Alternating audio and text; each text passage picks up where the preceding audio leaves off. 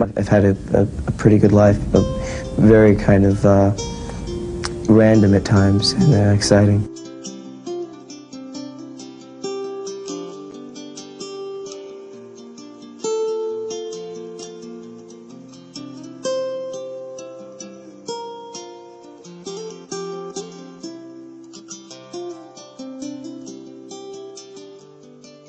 You grew up, I really like Caracas, Venezuela.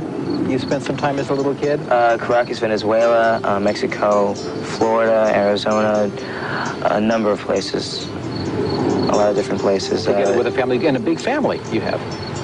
Yeah, a real big family. By the time I was 9 years old, I got to Los Angeles, and then since then I've basically been living out of Los Angeles, but never in one house. We're always moving, like every year we move.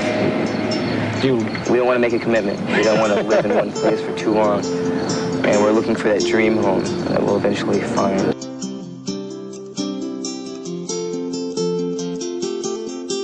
I don't think about any career strategy or about what the audience thinks or what the critics think. It doesn't matter. It's in the heart, you know. You have to decide for a real true place, you know, and not be jaded by the outside world.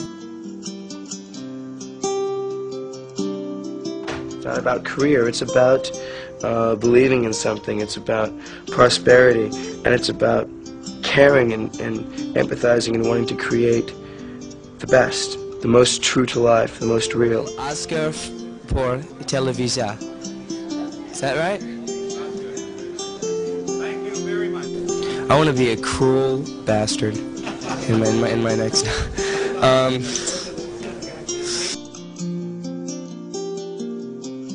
I don't really know how to react. I'm not really thrilled yet because it hasn't really sunk in yet, you know?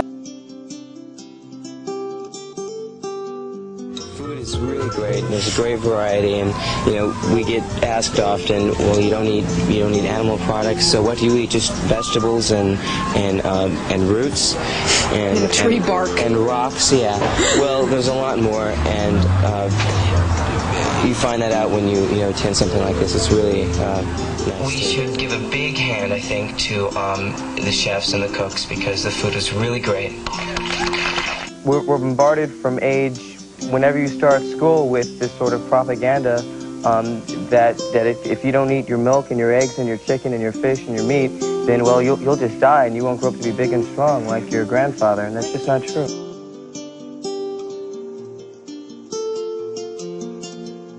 I mean, you're like gigging around America at the moment in your truck. Isn't music touring especially supposed to be like sex, drugs, and rock and roll?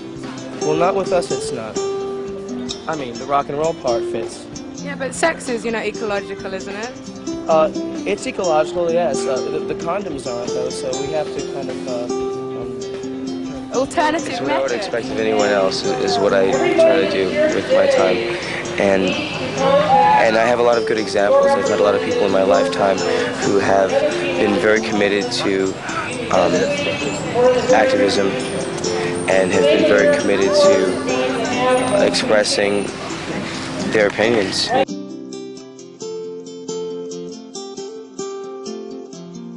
I've had a chance to do a lot of things that I know that if I was in school, I would rather be doing what I'm doing now.